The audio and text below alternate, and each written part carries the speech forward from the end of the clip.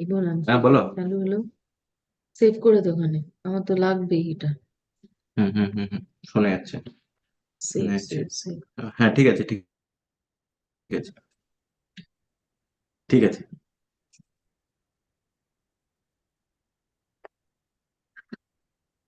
সব শোনা যাচ্ছে।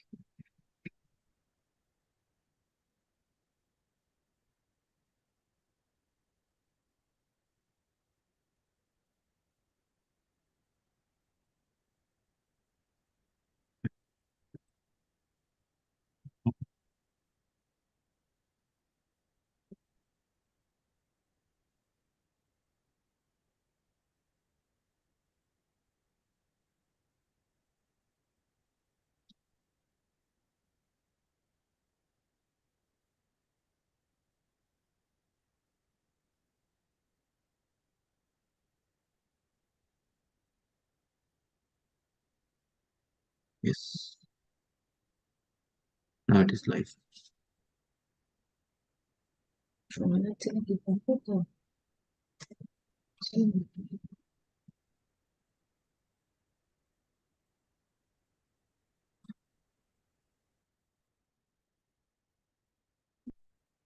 Does he also have? Okay. Okay. Oh, you have it. Okay. Yeah, I think it's time to start. It's my great pleasure to introduce Dr. Kishor Bharti, who's currently at A-STAR, that is Agency for Science, Technology and Research in Singapore. Um, Before I introduce him, I should say that he's one of uh, the leading uh, theorists in quantum computing today in international. And he did his undergraduate and that is BS and MS at ISED Mohali. After that, he did his PhD at the Center for Quantum Technologies in Singapore. And then he did a postdoc at the University of Maryland, which is one of the leading centers in the world for quantum algorithms. I can't remember the name, but I think it's something like Joint Institute for Quantum Information and Computer Science. So it's between University of Maryland and NIST, I think. And so since last year, he has been at A-STAR and he's the senior scientist at the Institute for High Performance Computing, and he's leading the group on quantum computing and quantum machine learning. And he's really made many important contributions. Remarkable achievements at a very young age. And so I would sort of urge all of you to discuss with Dr. Bharati. He's here till the 2nd of March, and he'll be very happy to discuss with you on topics related to quantum computing, quantum machine learning, and he's also worked on quantum communication and quantum sensing. I mean, he's covered the entire quantum spectrum. So with these few words, I would now like to request Dr. Kishor Bharti to give us. Hello. Yeah. So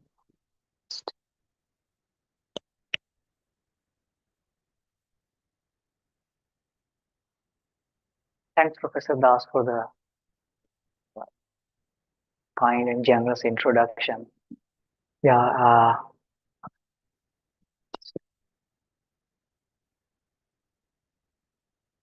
So I mean,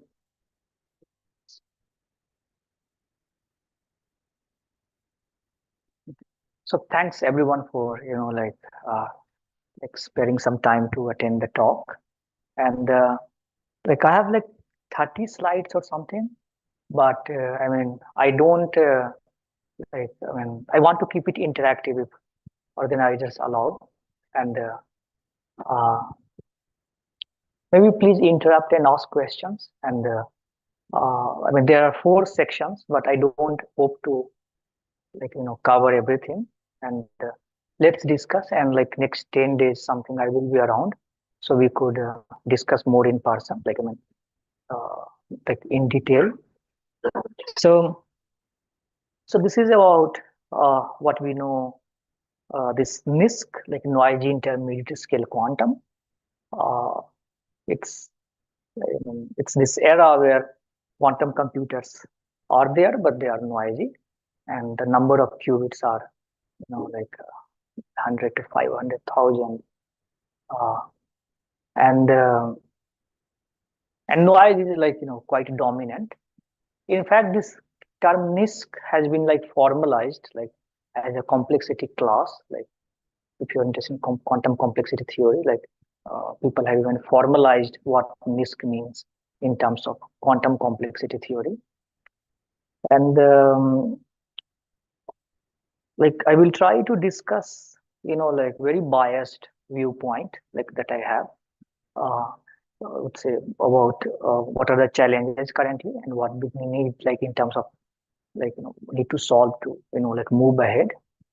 Uh, and obviously like I mean it's like I will try to be as objective as possible, but if let's say there are certain works which you think should have been included, if it's not here, maybe please like let me know, and I will like update my slides for future talks on this topic. So uh, this is like what Dale thinks about NISQ, like these two pictures. Yeah, so I just like put here. Yeah. And I also put, like this affiliation. I think I'm joined as the visiting faculty at TCG, like thanks to Professor Das. And I think so for secure, normally we use the logo of TCG. Yeah? Like this is the logo. Ah, okay. So I found this TCG like so I just use it. Yeah. Okay. Uh, so NISQ devices, like I mean, and so when we talk about NISQ, basically it means noisy intermediate scale quantum, uh, like devices or computing, but that's what NISQ means. And recently we saw a lot of work has been done towards with like bigger and bigger devices. So there was, I mean, the first claim came due to Google. They did this random circuit sampling experiment. Then there was like also the couple of experiments were from uh, the USTC group in China. Then like there is one from Xanadu. And actually this is not complete list. Like there was also recently from Quera and so on. Like and uh, and then IBM also last year put a paper saying that they have some like useful quantum advantage, what like utility era or something. But as we understand, like after a lot of like follow-up work and all, we don't have any quantum advantage so far for any task. Yeah, and there's this like statement by John Preskill, which he said back in the past that like we need to. I mean, we should definitely look at like improving these devices, but at the same time we should keep looking for applications. So it's like uh, uh, and so that's why like it's very important that like even though we are in the NISQ era and there are not much guarantees, there are guarantees for quantum advantage in the fault tolerant era, but along the way we have to like keep looking for advantage applications, and maybe there is something so that's the hope. So lot of work was done along the way. I mean, once the word NISQ was proposed by John Preskill, and I think we try to compile some of the works here. So what I will discuss today will be in some sense, like summary of uh, uh, what is here, and what like, and after this work, like this review, there was also a lot of work done. Like we did some work, and also there will be something extra on top of it. But yeah, but like this review will be kind of like center. So there are four parts. The first part is about demonstrating computational quantum advantage, or as some people call it, proof of quantumness. So, like, first thing that we need to make sure that the devices that we are using are indeed quantum devices. Now, one could say that they are quantum, like, I mean, what is there to prove? But one can become more and more skeptic and say, like, let's say you are accessing Google device on cloud, what if, like, they have a good classical computer and they are just running it, and like your IonQ or whatever IBM, you are just giving them millions of dollars, and it's just a classical device out there. So the ones we are in a new paradigm, first thing we need to make sure that it's indeed a new paradigm, like it's indeed a quantum device out there. So let's say the violation of Bell inequality, for which the Nobel Prize was given in 2022, there is no classical way one can, violate the Bell inequalities under certain assumptions which are, like, well believed. But so far, it's a question, and obviously, like, this is a moving target. Like, I mean, institutions, organizations, research groups, they constantly propose. I mean, they are proposing that they have achieved advantage, and then classical people, like, they show that no, you haven't, and it's a moving target. And but as it happened with Bell inequality, that earlier people would say that, see, we have got a violation of Bell inequality, but then others will say no, there are certain loopholes, and then people will try to close some loopholes, but then other loopholes are left open, and so on. But by 2015, we got first loophole-free Bell test. So it took a bit of time, like, before, like, when experiments matured and we got in the communication setup, we got a quantum advantage. So similarly, in the computation setup, one needs to demonstrate computational quantum advantage, which cannot be challenged by classical devices. And there are numerous ways for it, and I will discuss some of them. Once you have a quantum device out there, one could say that, like, so you can demonstrate that the device is quantum, but you can demonstrate it using something which may not be practically relevant, like random circuit sampling task or something. But then that will not pay the bills. I mean, we need to have useful quantum advantage. And this talk will be about how to use, let's say, NISQ algorithms for, for this task. So NISQ algorithms, like, they will be useful even in the fault tolerant era. I mean, NISQ algorithms, basically the mandate of that is that you need to, basically, we plan to, like, use what we have, and try to get maximum out of our devices. So even in the fault tolerant era, there will be noise. Like, there will be noise. So when we say noisy intimacy quantum, like, it will be just that the noise will decrease, and maybe it may not be intermediate scale, but some of the techniques that we are using to, like, let the algorithms work even in the presence of noise, that will be relevant in the fault tolerant era also. So let's say, how can we get useful quantum advantage? And then obviously noise is the biggest, hurdle that we have at the moment. So how can we, like, control noise? And then there are, some software challenges also. Like, I mean, I haven't included everything here, but then, like, you see, many organizations all over the globe, they are trying to hire people who have, let's say, no expertise in quantum computing, but classical computing, like a good coding experience and so on. And because they would like to, let them to work on things like how to build decoders for error correction or many similar tasks.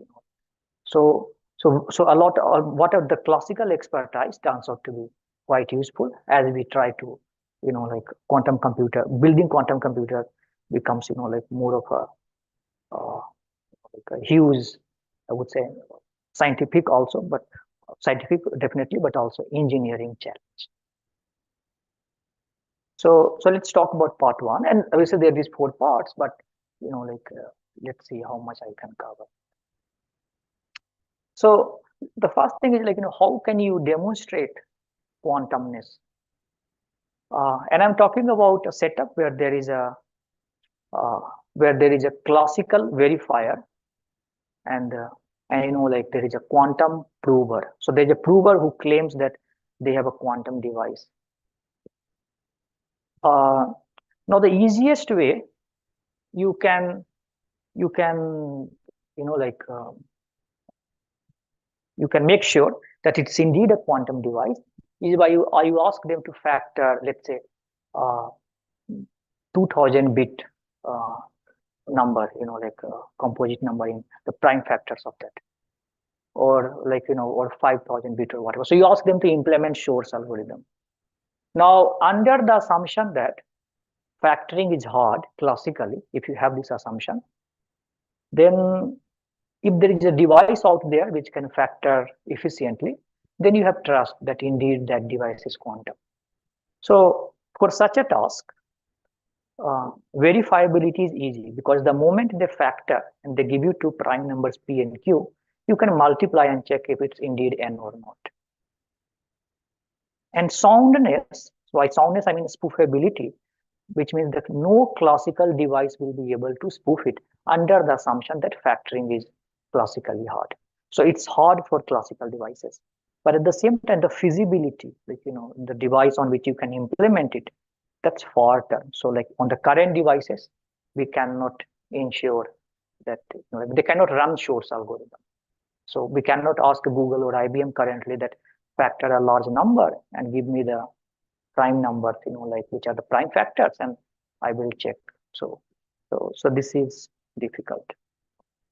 Second is what has been all of these papers which I mentioned by Google or IBM, like Xanadu or the USTC groups, which is what they have some sampling task in mind. They perform some sampling for some circuit, and then out of that they get some number like cross entropy benchmarking or different number, depending on the experiment. The feasibility for this experiment is current term, like you can implement them on the current devices. But like whether you can, so when I say verifiability, I mean like scalably verifiable. So let's say for a 50 qubit device, you can check whether the samples were indeed the samples that I wanted. That might be like okay, like you can verify that with current supercomputers. But as you increase number of qubits for your sampling task, the verification becomes difficult, because you need to classically run the simulation, and because it's classically hard simulation, like you are in a regime where tracking the quantum computer becomes like difficult. So it's not same as like an NP problem like factoring, where problem like for which like you given the solution, you can check that it indeed corresponds to like the true solution that you wanted. So verifiability is hard. Moreover, like the soundness is easy, like like there has been like several results recently which showed that like so for example, they were the first by Gao and others, Sunwon Choi, Boyd, Barak and others. They showed that for random circuit sampling, it's not quite prove. They prove, so basically whether these sampling tasks are hard or not, their hardness had been proven in the noiseless setting. But the moment you add noise, whether they remain hard or not, like there is a range until which we know that they are hard, but above that range, like we don't know. And there was this conjecture by Scott Aronson called Quath, like after Quath, X Quath conjecture, and basically they proposed that like this is that conjecture. If that conjecture is true, then the random circuit sampling, noisy random circuit sampling is hard. But then in these papers, basically they showed that that conjecture does not hold. And actually, like recently, it's an upcoming work where it should be up in maybe in 1 month or something. We show that the variants of this conjecture also, which was some Berkeley groups, those conjecture also does not hold. So So the complexity theoretic basis for hardness of random circuit sampling in the noisy setting, like we don't have like any such basis as of now. In fact, if the noise is too much, then this paper by Vajirani, Aranov and others, they propose a polynomial time classical algorithm for noisy random circuit sampling for sublinear depth circuit. So basically it could be possible that like you break the complexity theoretic conjecture, but the task, like maybe there exists another conjecture through which you could prove the hardness of your task. But they gave a polynomial time algorithm, which means there does not exist any conjecture which can back it up. Still, the algorithm here is not, like the polynomial powers and all are not very good. So, like maybe there is still some hope, but and these are asymptotic results. So, like for finite size devices, uh, uh, they may not have bearing much. But still, like, I mean, you would like to prove hardness using some complexity theoretic argument, and that argument does not stand. So we do not have a rigorous way to believe that indeed, this random circuit sampling task is hard. In general, all of this has been, like many of this has been covered here in this review by Dominic and Jens, and you can have a look at that. And then after that, there is this thing called interactive proofs. So recently with, I mean, there are several people who are working on it, Umesh Bajirani and so on and whatever. And recently with Rahul Jain also in CQT, we proposed an interactive protocol. The issue is that, like often they require, the feasibility is definitely not, I mean, they do not require,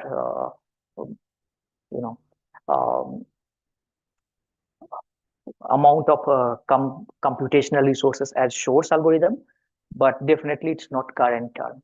Like there was an estimate, like where you need circuit depth of the order of 10 to the power 5. That's in certain extent. Yeah, like if you go to some classically unsimulable regime. And current, let's say Google for the Google experiment, their circuit depth was 24. And in such a, and actually in the Google experiment, they calculated this number and they got 0.002. 0 meant that the experiment is, like very like classical. One means it was quantum. And the number they got by 0.002, which means it was very close to, like classical. And they justify that, their experiment is hard and so on. But let's say we are getting almost white noise at circuit depth 24. And some of the estimates say that to do anything useless, but at the same time, like classically unsimulable, you need to go to the circuit depth 10 to the power 5 or 4, like so which means at least from from a rigorous, it might be possible that like through some non-rigorous way, like we could get quantum advantage, but at least the useless proof of quantumness, like experiment is a bit far away from current estimate, like current devices that we have. And I think one of the biggest, and then like there was this paper by Liu and Andrew who tried to reduce circuit depth from 10 to the power 5 to like 14, but their width went from 100 to 1 billion. So like there is trade-off, and I think one needs to find a sweet spot where maybe 1,000 like 1,000 width, 1,000 depth, and maybe if we could prove that that is good enough, that would be nice.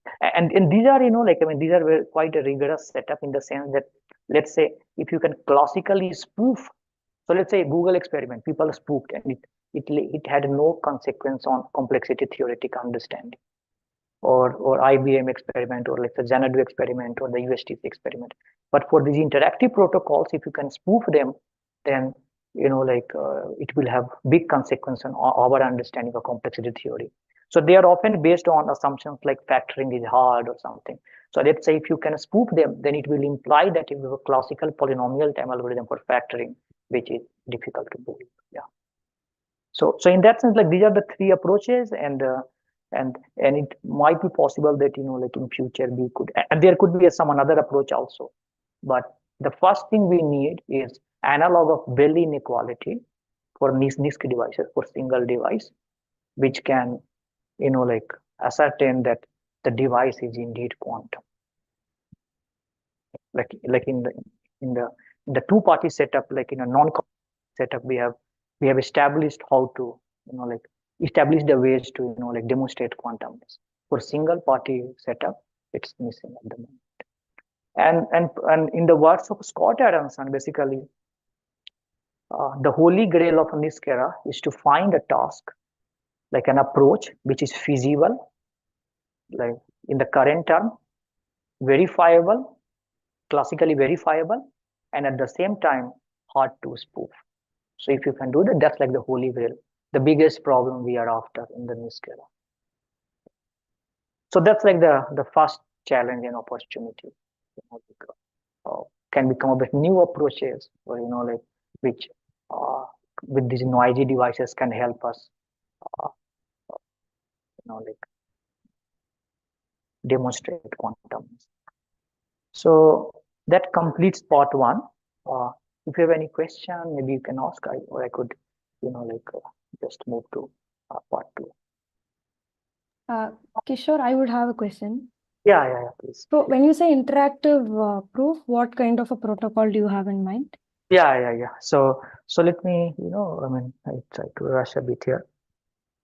So imagine, like let's say, so it's like, so normally when we talk about Shor's algorithm, right, or it's a sampling task, this kind of task there is a classical verifier, there's a quantum prover, and the verifier gives a challenge to the prover. Okay, I have this capital N, factor it. They factor it and they give you it back. But then in an interactive protocol, they give some answer, and depending on the answer, you ask them another question.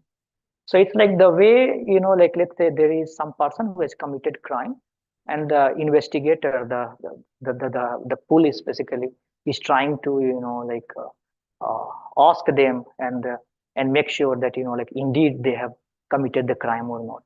So the way you ask them, the question is you ask them a question, they give answer, and depending on the answer, you give them another question, and then they answer. So because every time they give an answer, that answer has to be consistent with the answer that they have given before. And in this way, the set of possible answers that they can give that get constrained. So imagine, so these interactive protocols, this is like, it's a big field in theoretical computer science. So let's say somebody could, ask, like somebody could claim that I know how to count number of leaves in a tree. There is an interactive protocol which is verifiable, classically verifiable, will work for any tree, and scalable. So can you come think of, like let's say a small protocol, let's say which it's just think for a couple of minutes, like where a person is claiming that, like they can count number of leaves in a tree, and your goal is to, verify whether they are indeed, like can count number of leaves in a tree in polynomial time or not. I see. Okay. So like just think of a small protocol. Mm-hmm. I mean, there is a very simple protocol. It's due to Urmila Mahadev. I mean, she mentioned, I think somebody might have initially thought of it. So it's like, you ask them, you give them some random tree, and you ask them how many leaves are there in the tree. So they say, like 500 million, whatever, some number. Mm-hmm. And then what you do, you go outside and you pluck maybe 110 leaves from there. And then you ask them again. This time they have to tell the old number minus 110. And this is in your hand to, like the number of leaves that you pluck, like you can control like 130, 20, whatever. And in this way you can, like indeed verify that the person can indeed count number of leaves in a tree or not. So you can verify very larger class of computation through interaction. And the question that we are talking about is that, the setting where we are is, there's a quantum prover and there's a classical verifier, and obviously there is a, like mismatch in the amount of power between prover and verifier, but through interaction, we can make sure that prover is indeed quantum. So this is interesting, yeah. Right. Thank you. Yeah. So this is in BQP. Yeah, so you can think of, but so for QIP you want the prover to be unbounded, but here it's the prover is the completeness that we want is for a BQP prover, so it's not even QIP. Yeah, so it's like classical verifier and quantum prover. Yeah.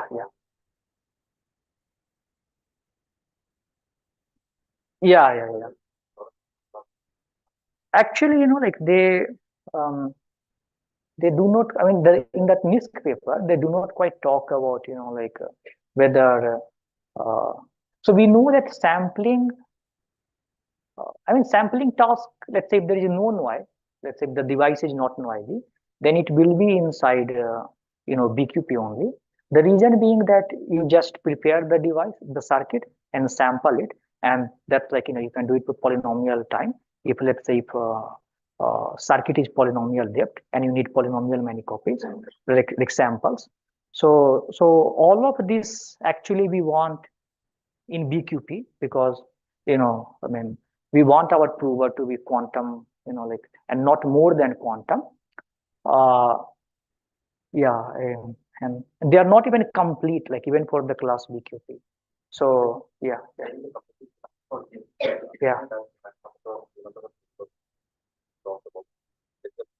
Yeah, it's complexity of NISC. Yeah.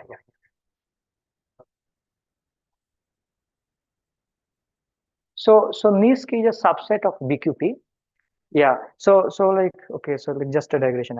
So the way they define NISC, it's basically BPP to QNC0. So you have a BPP device with a QN, like constant depth quantum circuit as an oracle, and you can use them adaptively.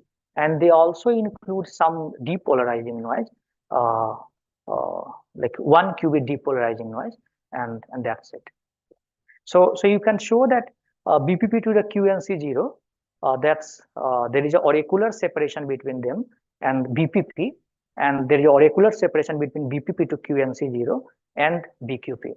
So in the presence of noise, what happens that this separation between BPP to QNC0 with BQP still survives.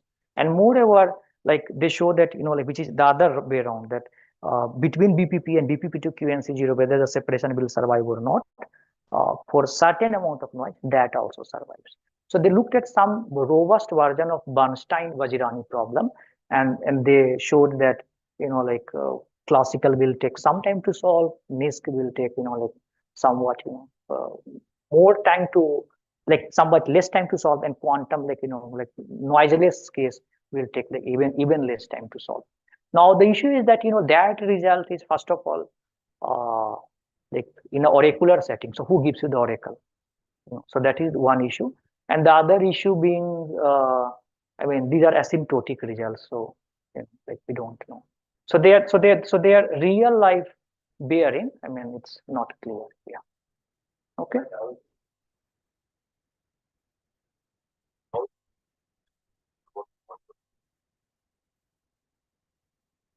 Okay. So you can see, right? So let's say here you have a prover and you have a verifier, and you ask a question, they give an answer. Then you ask a question, you give an answer. And in this way, keep on. Now, let's say finally, if they are able to give an answer, which was a likely answer if they were quantum device, then you accept and you say that, this device must be quantum. On the other hand, if they are able to make you believe that indeed you are, that they are quantum device, but actually they were classical device, then it will mean that certain cryptographic assumption that we have, of how our present day security works, that does not hold true. So in this paper by Meyer, Choi, and Umesh Vajirani and Norman Yao, basically they propose one such protocol, which is based on version of a Bell inequality, but for single party. So they call it computational Bell test. So if they pass this computational Bell test, then you know that indeed the device is quantum. If not, then you just reject. And under the assumption that certain certain one-way functions are indeed one-way, but I think there are details. So if you are interested, we could talk about it. And actually, like a lot of follow-up works were done, and I also had some upcoming work with Andrew Childs and some people in this direction. Actually, in my paper with Rahul Jain, we gave one such interactive protocol, 2-round interactive protocol, and always you have you have some sacrosanct assumption in mind. If that is broken, then that will change our worldview about complexity theory or crypto or something.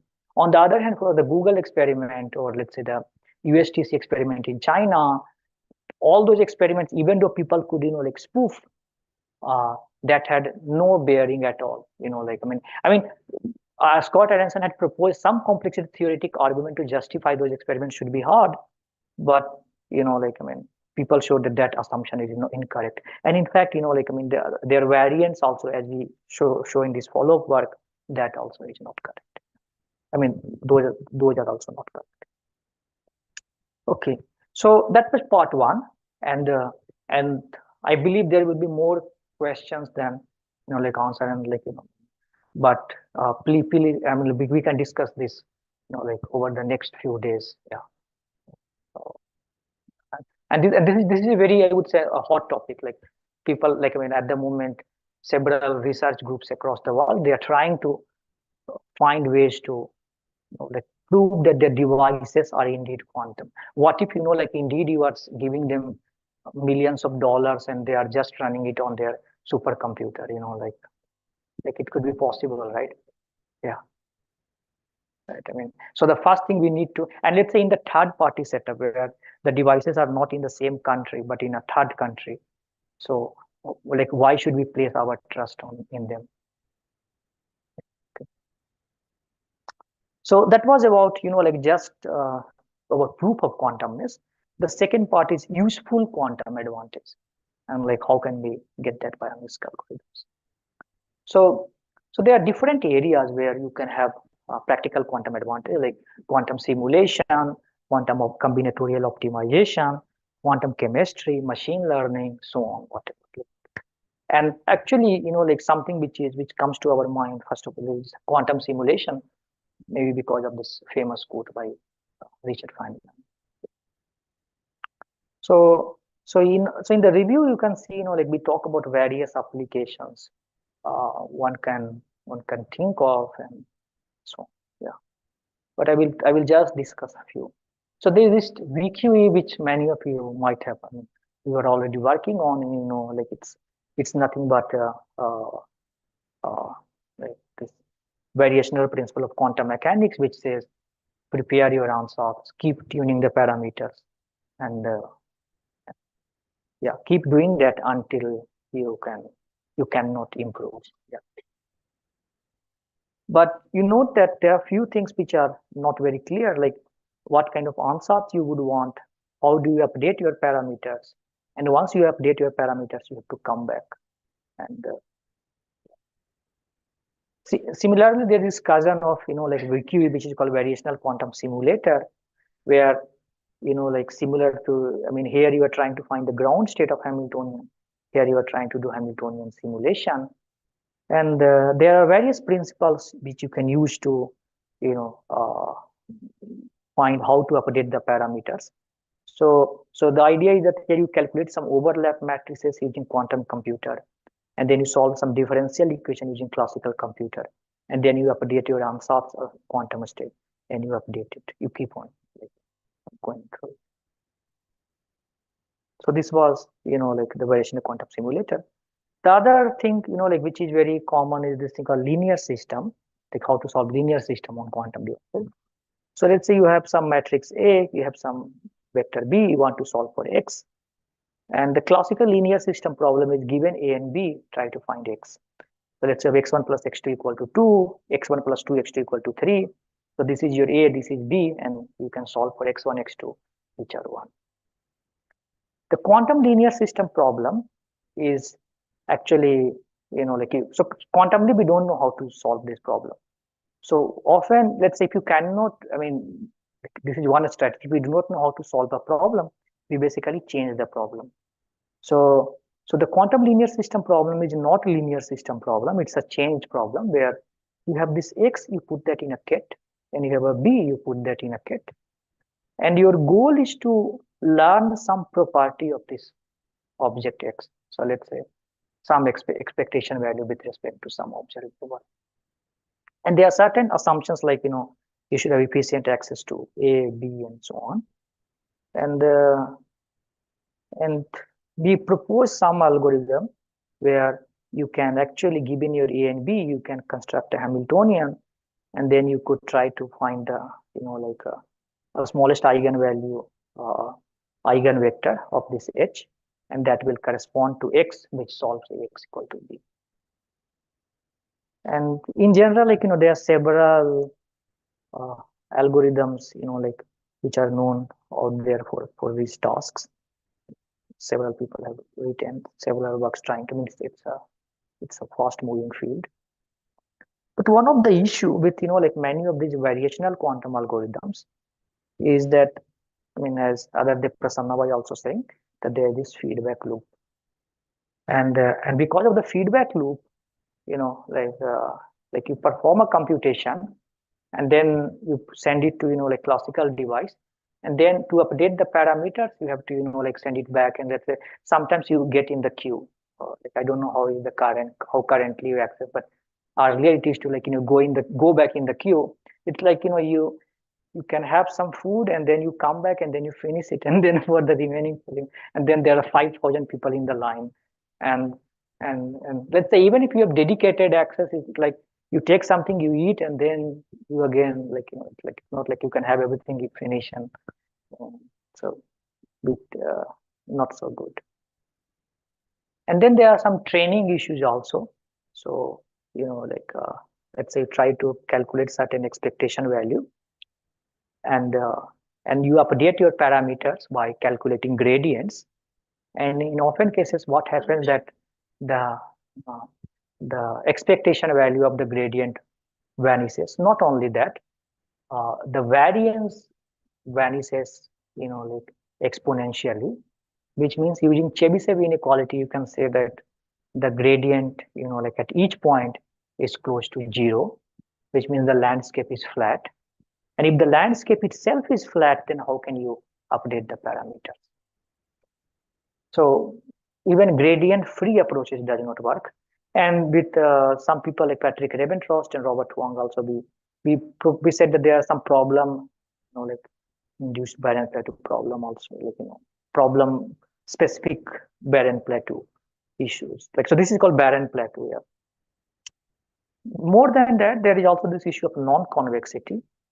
So the landscape is highly non-convex. And one could say that deep learning is also non-convex, but deep learning is not as non-convex as, the quantum neural network based. When it's full of traps. Yeah. And people have even shown that training variational quantum algorithm is NP hard. So sometimes you're trying to solve an easy problem, but in the manner in which how you encode it and you try to solve it, you are making it more difficult than it was initially. And then there are more issues like easy to answer. Yeah. There was one approach that at some point we proposed where we got rid of the barren plateau, and also the feedback loop and so on.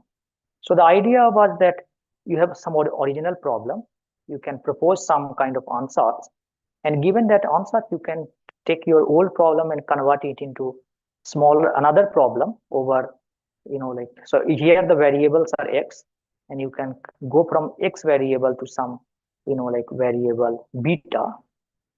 And let's say this is something called some optimization program called semi-definite programming. You can take your large STP and you can convert it into a small STP.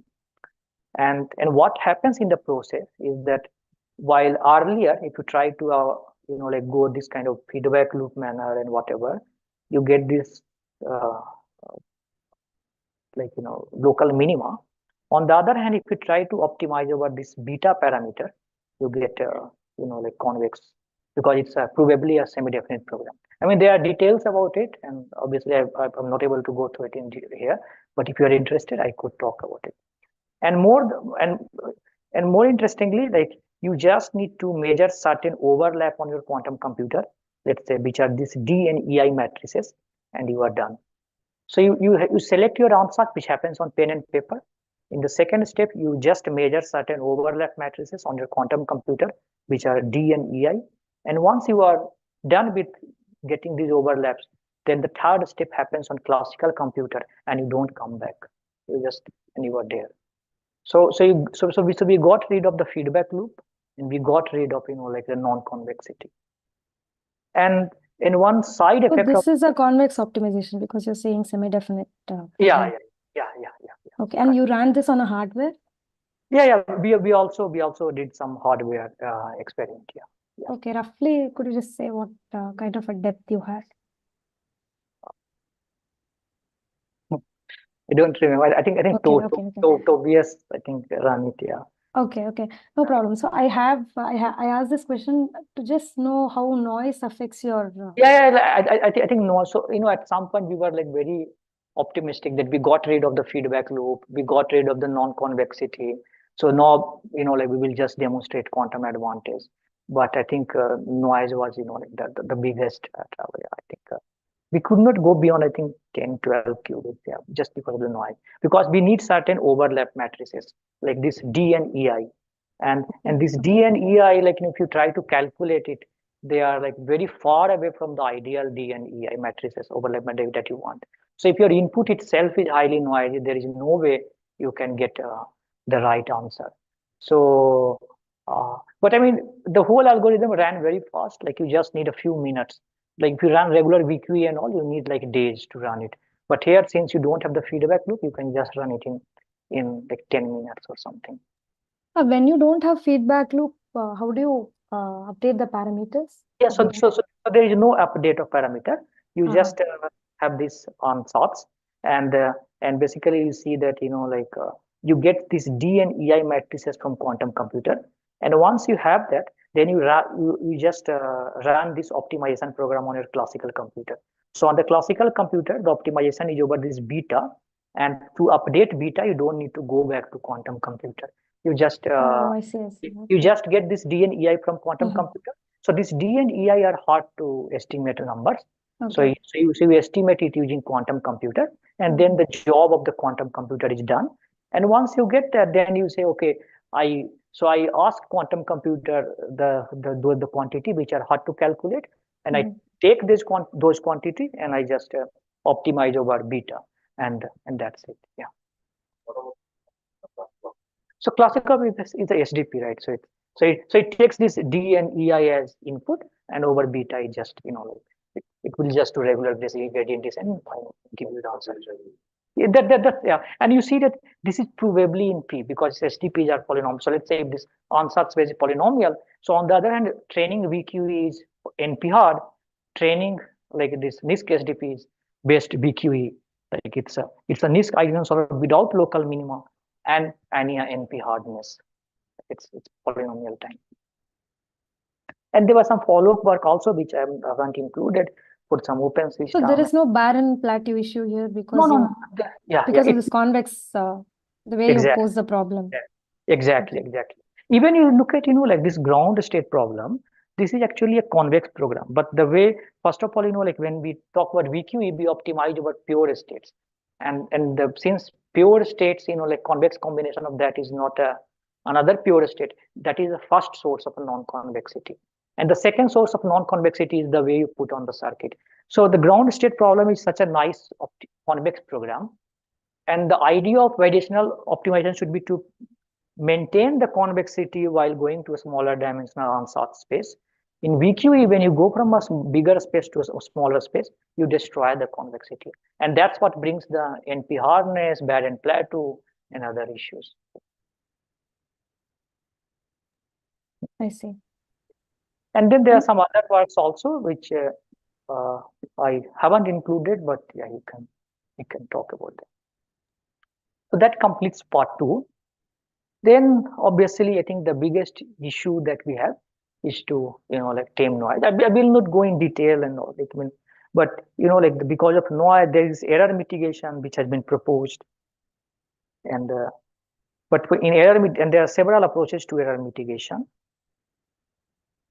But then like error mitigation is not like scalable. Yeah, many of you might have first-hand experience with all this. Yeah. And moreover, like there are results which has said that, yeah, you see, this is very depressing result here. The substantial quantum advantage are unlikely for classical optimization unless noise rates are decreased by orders of magnitude, or the topology of the problem matches that of the device. This is the case even if the number of available qubits increases substantially. So you can go for 1,000, 10,000, like 100,000 qubits, but the real problem that we have at the moment is noise. So, I mean, I haven't discussed here, but I think next week we will discuss it. Like there will be, I think, discussion session on error correction, and that's why error correction is important, because error correction guarantees,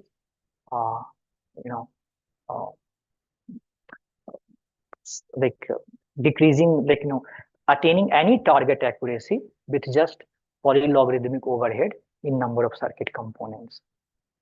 So I mean, it seems as of now there is no other way that in the community that we understand other than error correction. Because the error correction is the way through which we could attain quantum advantage.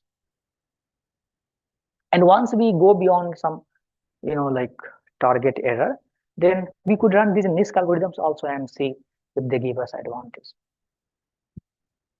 And then obviously there is the opportunity at the software frontier, where like the several people have written many packages and so on. And let's say like we are here developing our own quantum computer, but to access this quantum computer, let's say if you use some software by third party, there could be some security issues also. So sometimes it's important to develop like your own interface and like to control the quantum device and so on. So in future, I think it will be important. Like several organizations, they are trying to develop their own. I mean, obviously there will be standards, and in the process also, let's say for quantum error correction and different modules, there will be a lot of software requirement and which will be tailored towards quantum devices. So this NISQ and the post NISQ era, all this comes up with lots of opportunity for people who are trained in classical software design. And these are some references, and I think I'm done. Yeah, that's it.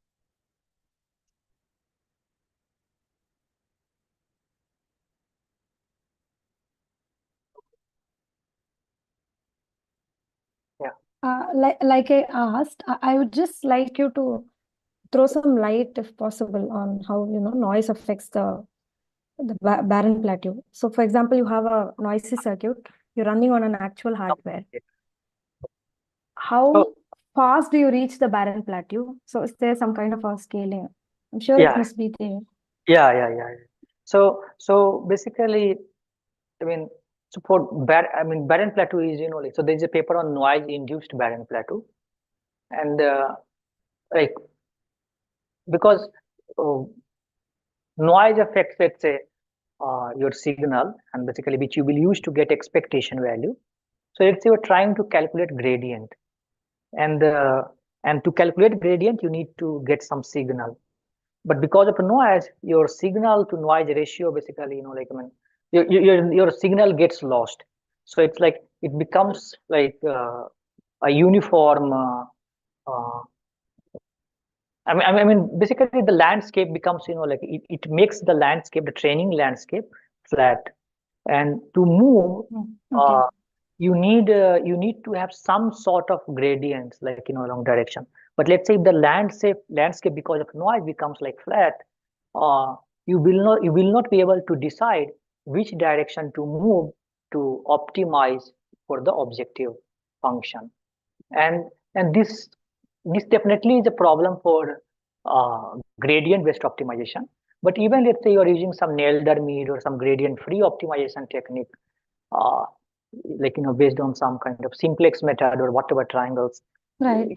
you need to know some way, some direction in which you should move. But the landscape is flat and you just cannot move. Yeah. So probably you're stuck in the same Yeah, point, the same exactly, local minima, exactly. which you probably assume is the solution to the problem. Yeah, Maybe yeah. then one thing that one can practically do is to initialize, throw different initial points and search over the whole space. Yeah. Correct. So like you can do, like you can try for good initialization and hope that works. And there are several approaches which has been proposed. And in fact, the source of barren plateau you can relate with the entanglement induced barren plateau, globality induced barren plateau, noise induced barren plateau. Actually, all of them are quite related. Like, I mean, there was a recent paper on unification of all of them, and you can think of them, all of them are related by a mixedness of the underlying quantum state. So let's say you have entanglement induced by, you have entanglement, but let's say part of the subsystem you measure, then the other part become mixed, and that leads to barren plateau. Or let's say you measure some global level, so like that also introduces, I mean, in a subtle manner, some mixedness, and that leads to like barren plateau. Noise obviously takes your pure state and brings it close to mixed state, and that leads to barren plateau. So because like the mixed state, more you get closer to maximally mixed state, more it's closer to like white noise, and there is no signal, and that's what this flatness of the landscape corresponds to.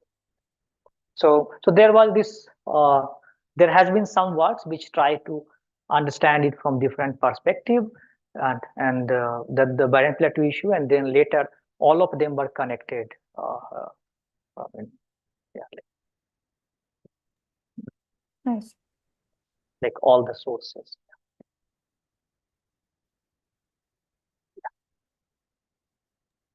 And the other question that I had probably from the first part, just a very basic question. So when you say circuit sampling, what you do is you have a random quantum circuit. Yeah. You're basically trying to get the statistics out of this circuit and see how well you can create it classically, right? That's the problem. Yeah. That's a problem So statement. exactly. So you have some, you basically have some distribution in mind, distribution over circuits, and from that distribution you sample a circuit. So let's say it's a distribution over, distribution correspond to a distribution of n qubit circuit for n equals to 1,000, and from that family, like from that distribution you sample a circuit, and that circuit you implement it on your quantum device, and then you have some figure of merit in mind. So let's say cross entropy benchmarking or some quantity, and you estimate that, and you would want it to be, let's say, we know that 0 is classical, 1 is quantum, so you would want it to be as close to 1 as possible. And that was the number I was mentioning, that 0 means very bad experiment, 1 means like awesome experiment, and the Google experiment was 0.002. So Right. Yes. Okay. Yeah.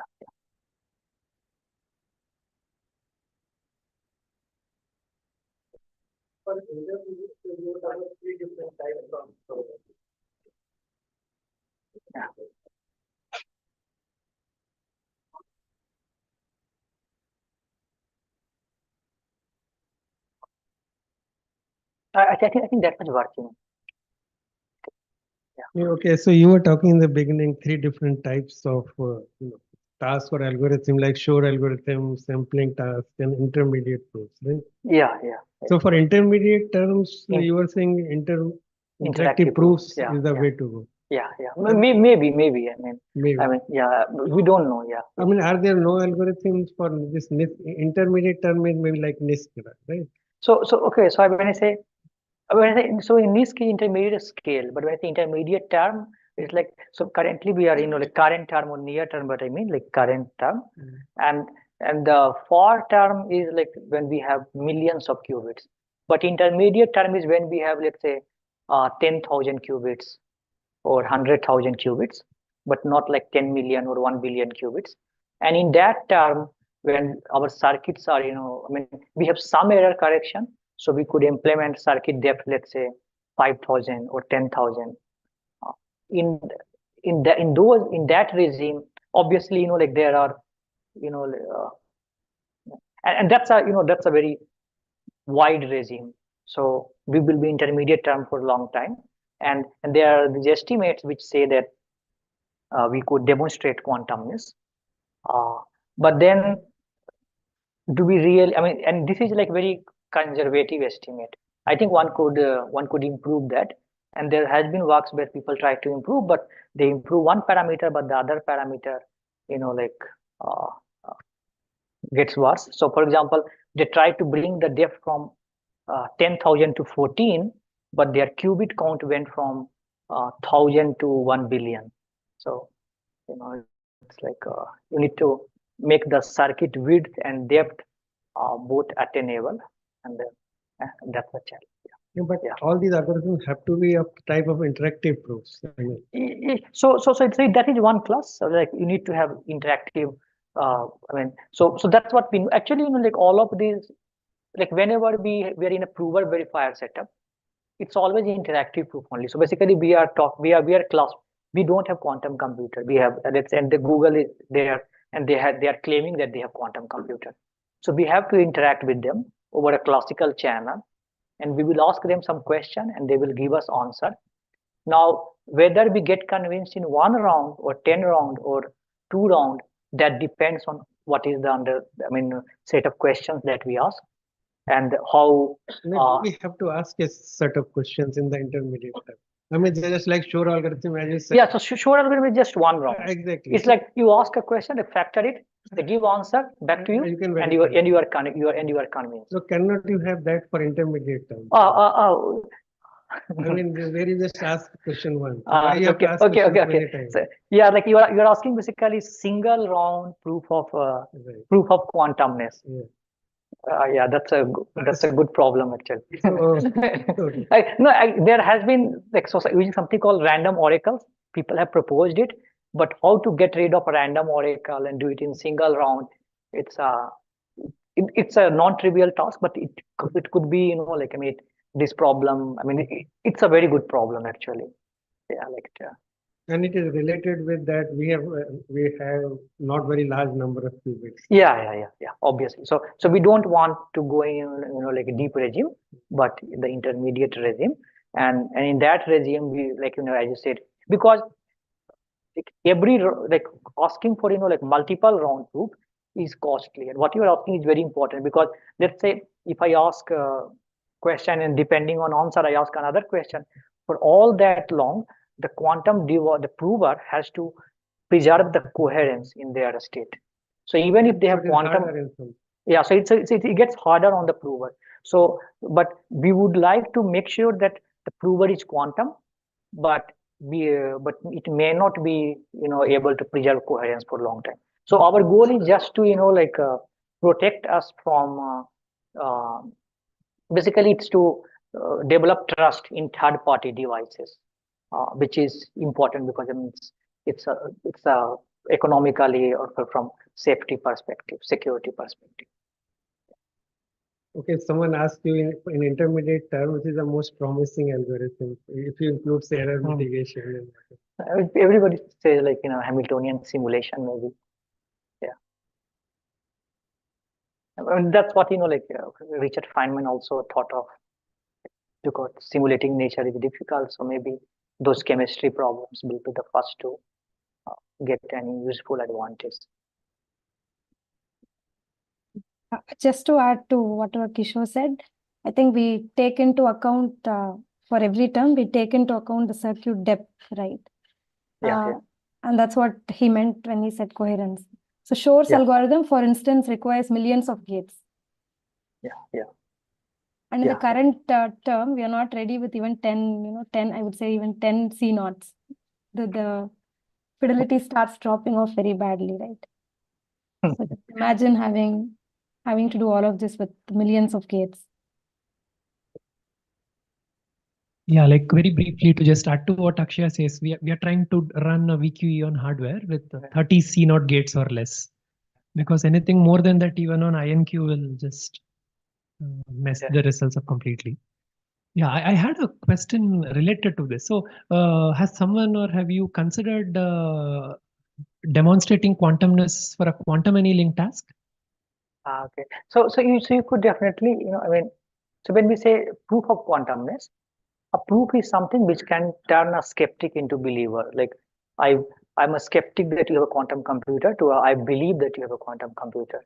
So that also depends on how much skeptic I am, like about like it depends on the level of skepticism.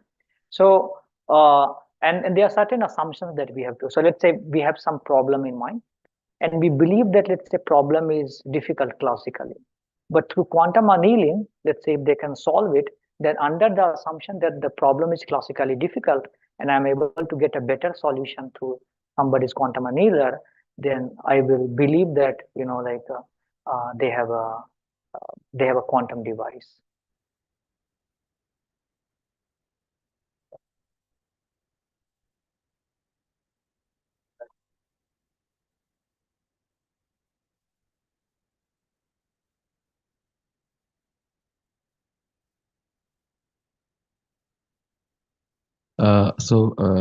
Like I know, I mean, I'm asking too many questions with respect to interactive proofs, but like QIP, is it known to be a bigger class? Like, well, not may not be bigger, but is BQP known to be a subset of QIP or the other way around? Sure. I mean, we don't know.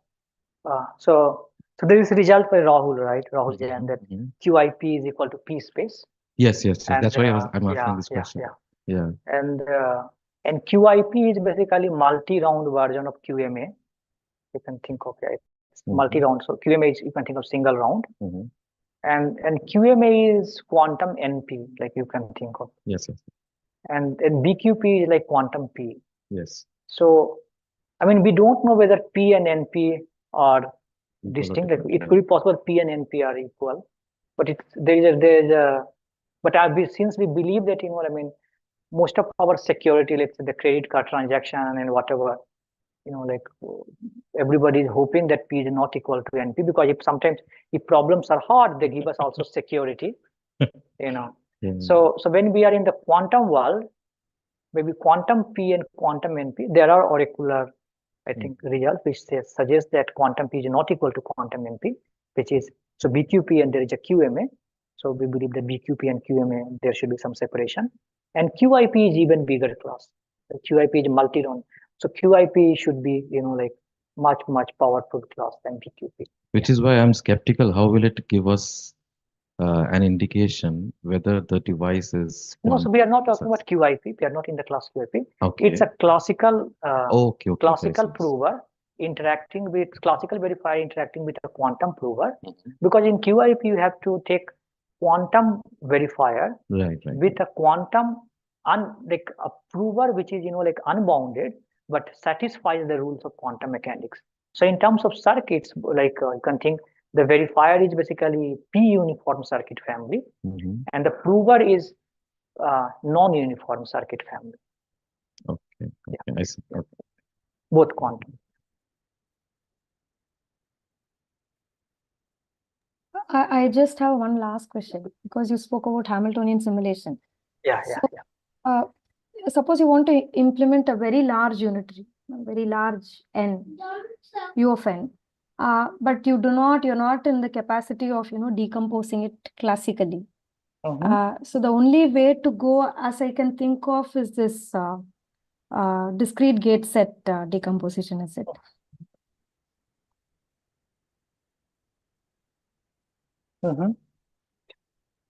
No, I'm wondering if that's the only way to decompose the very large unitary that you cannot decompose classically. So we know, like, there is this Solvay-Kitaev theorem, right? Solvay-Kitaev, right. So you should be able to, and there's also Solvay-Kitaev algorithm which gives you decomposition. Right. It gives very polynomially, right? Very efficiently. So that's the only way to go. I mean, that's one way we know, but of course, tautorization That's one thing that people do. Of course, that results So, in loss of solve a p-type, I think that should be okay. that should do.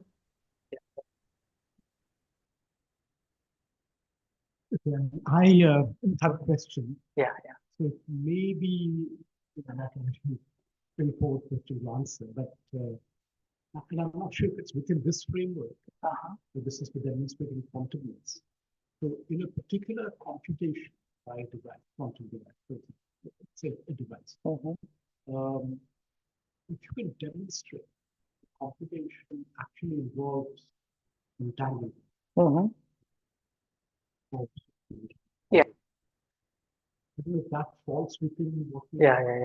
So or is it outside of what you no. I think it relates to. So we are talking about a setup where there is a single prover quantum and single verifier classical, and we are trying to make sure that they are indeed quantum prover. Now, the moment let's say we have two quantum provers, then entanglement helps there. Like even for a small number of systems, let's say just 2 qubits.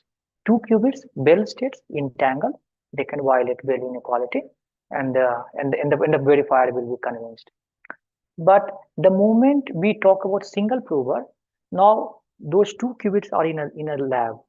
Now all the statistics which you can get for let's say an entangled 2 qubit system, I can simulate that using tensor network or other techniques, where I can just write the quantum state in my desktop device, and I can give this. So it's like, let's say I'm in this room and I'm claiming that, and everybody's outside, I'm claiming that, in this room I have a quantum device, and you give me a question and I just run it on a supercomputer here and give out the answer.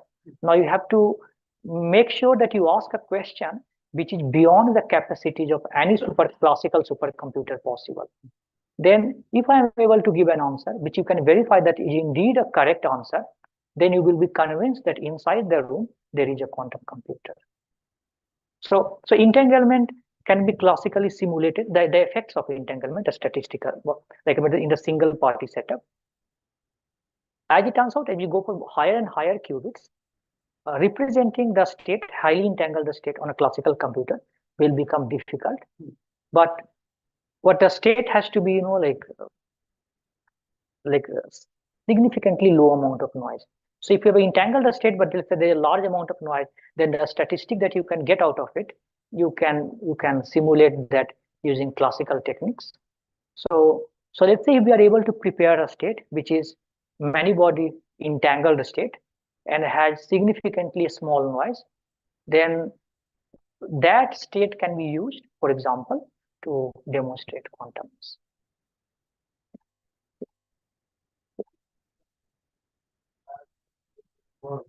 Is there a way to correct that? Yeah, so I'm saying that the quantum system is significantly large, noise is significantly small.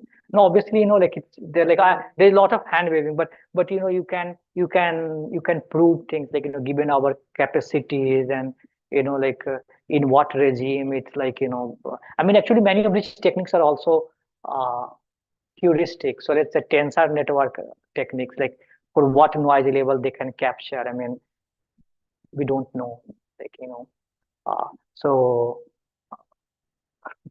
yeah, I think I cannot give a better answer. Yeah. So, but yeah, I mean, we know rigorously that beyond some like there was this some recent paper by Matthias Troyer and all, where they talk about the system size for which potentially we could perform this kind of many-body quantum system experiment, and get this. I mean, the biggest issue is that often, sometimes many of these experiments that we want the device to perform, those experiments are classically intractable. So the answer that we know, we don't know how to check if the answer was indeed correct. And factoring is nice in the sense that it's an NP problem. Like once you get the answer, you can check the answer in polynomial time, and you can find out that it indeed corresponds to, correct answer. On the other hand, let's say if we are trying to do Hamiltonian simulation for some task, it's in a regime which is out of the reach of the classical device. So if the quantum device gives me an answer which is in the regime where classical device cannot verify, then the question becomes, how can I place my trust in the output of the quantum device? So even let's say in the, forget about the adversarial scenario, let's say you have a quantum computer in your device, in your lab, and you have 100,000 qubits, and you want to, like based on the output of the quantum computer, you need to make a decision about some chemistry problem, some drug that you want to, like give to a patient or whatever. Now that is better or not. Now let's say the output that you get, how do you know that it's, so one way that you have a well calibrated trusted quantum computer, and you run the experiment there, and then you run the experiment on another device, and then you match if they are consistent. So there are, but these approaches are called benchmarking approaches, where you believe that now the verifier has some extra capability, and then you try to benchmark, so there are different things, benchmarking and certification. In certification, yeah, I mean, and there are different levels of certification. So it's in itself, I think, the subfield of quantum computing, where like quantum device certification and benchmarking, where we have different level of assumptions about prover and verifier, and how much information we gain out of this benchmark. Like even in the classical world, right? There are always these benchmarking tasks running, where which supercomputer is currently the best supercomputer, and all of them, they run some linear algebra task, and then you get the output, and then you say, okay, maybe the Summit is the best supercomputer. Then Oak Ridge National Laboratory comes up with something else, and they say, no, we can run faster. And yeah, so you can do so in future. I think for quantum computers, there will be similar kind of scenario. So we will certify in some of them. We will also benchmark them and say this quantum. So coming benchmarking, in fact, like coming with a benchmark which is scalable is an open problem. I mean, as of now, people had this quantum volume benchmark, but that is not a scalable metric. So how do we know that, given, because some of the quantum computers, they say they have 1,000 qubits. So they say that, but maybe there are 1,000 bad quality qubits. So how do we, like, let's say we are trying to purchase it from some vendor, and all of them are a few $1 million. Like, which quantum computer should we buy? And should be like 1,000 bad quality qubits, or let's say 100 not so bad quality qubits, or 50 very good quality qubits.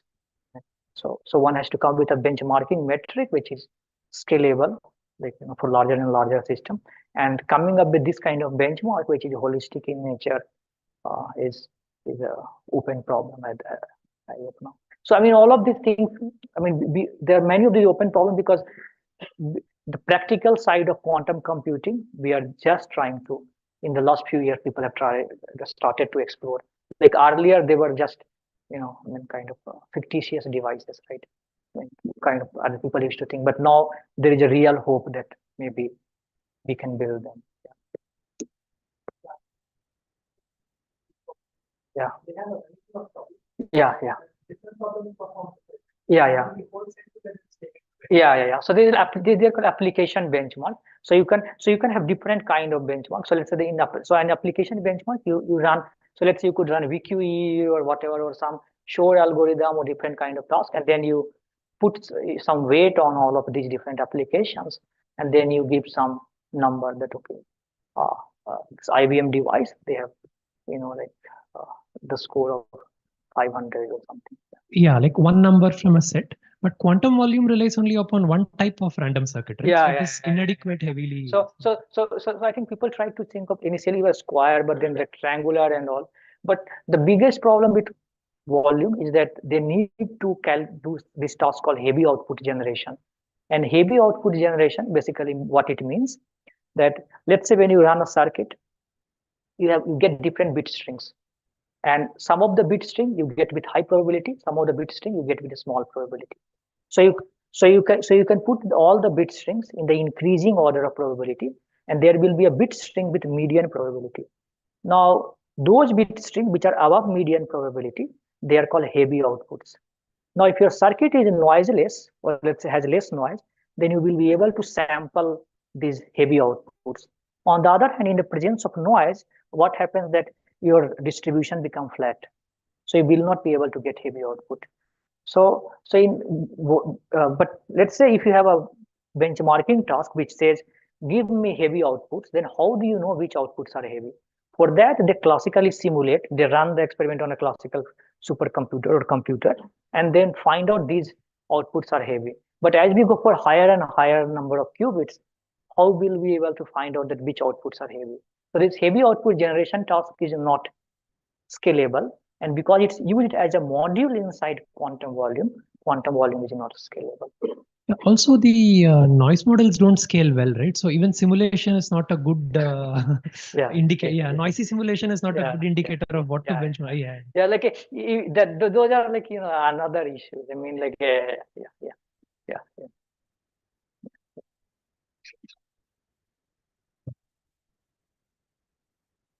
Okay, I thought I should comment on something. I mean, see, I mean, quantum advantage. We can of course understand this, but in actual practice now, it's really very controversial. Yeah. And even quantum utility is also controversial. You see. Yeah. I mean, quantum utility means to be able to do something useful. To be able to do something which is beyond the capacity of a classical computer. So I'm actually referring to this IBM. Utility. There was this experiment, right? Yeah, exactly. So 120 something. Exactly, 127 qubits. So they took the spins and the Singh model, and they did some calculations. And on the IBM 127 qubit, and the classical computations were done using tensor networks, matrix product states. You see. So when the number of spins were not too large, the results sort of agreed. But when they increased the number of spins, the qubits, it got to a point where it was not possible to do by the Berkeley group. It could not do it on a classical computer, but the IBM people could do it. So they were not looking at speed, but rather accuracy. Accuracy, or what is the capability, how large a problem it can solve. So there came a point when the classical computer at Berkeley could not solve it.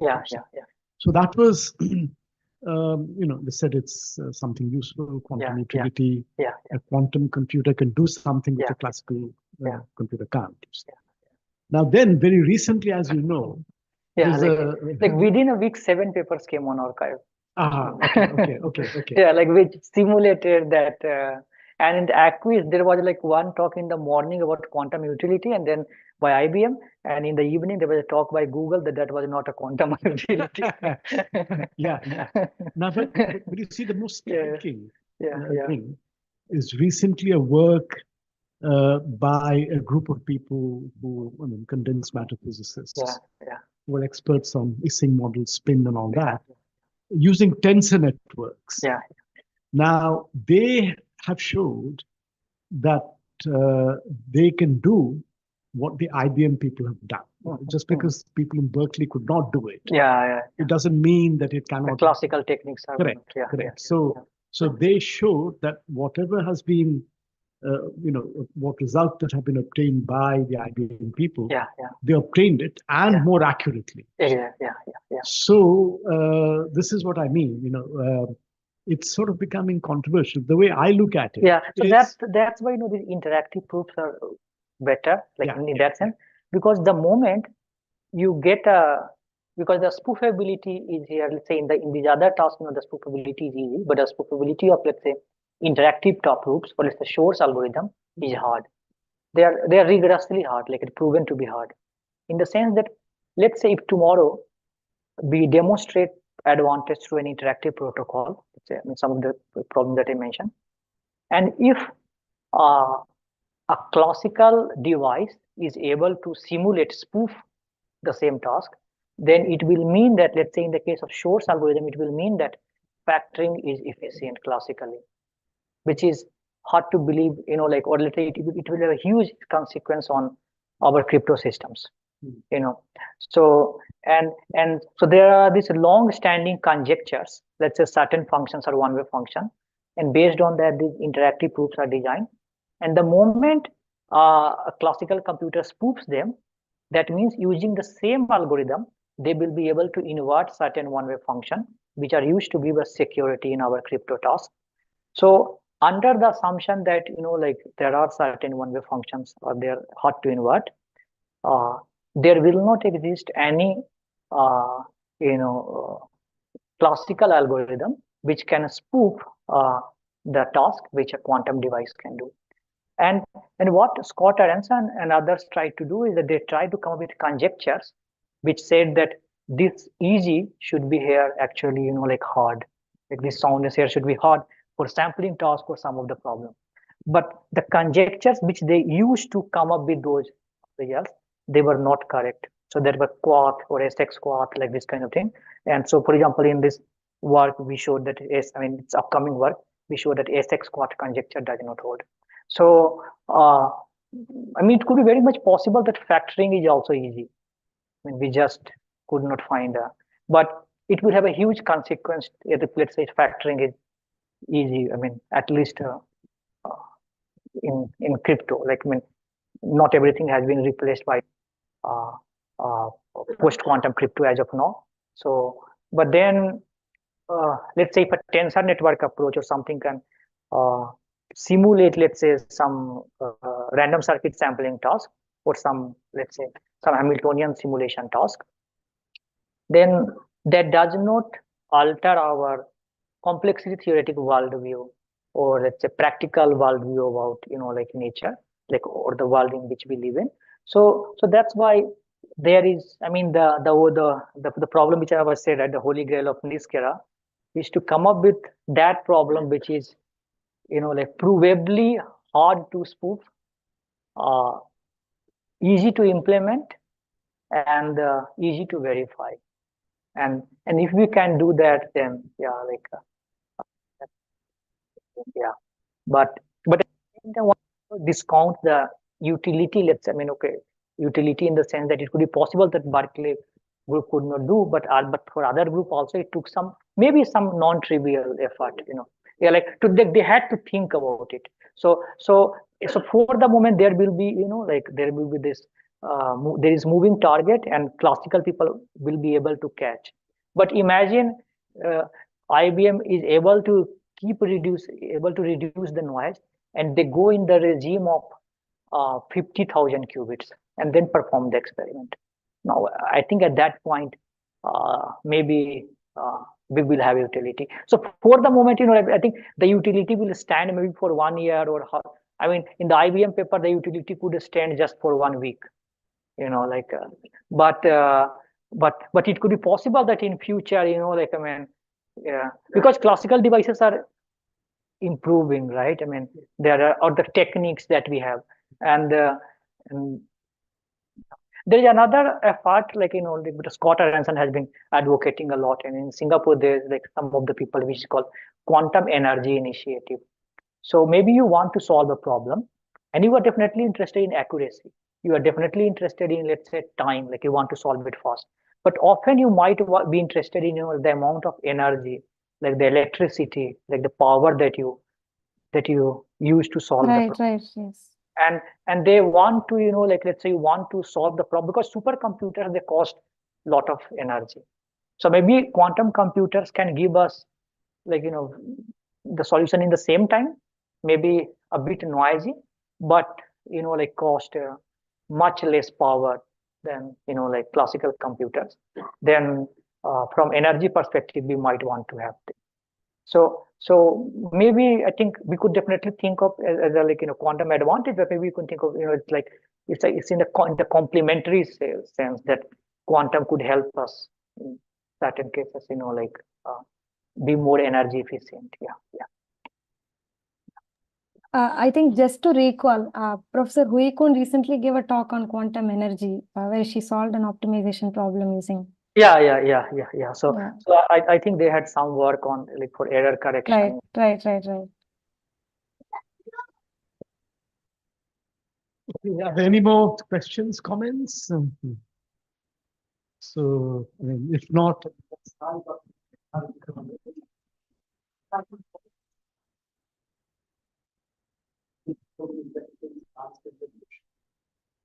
Thanks a lot. Yeah.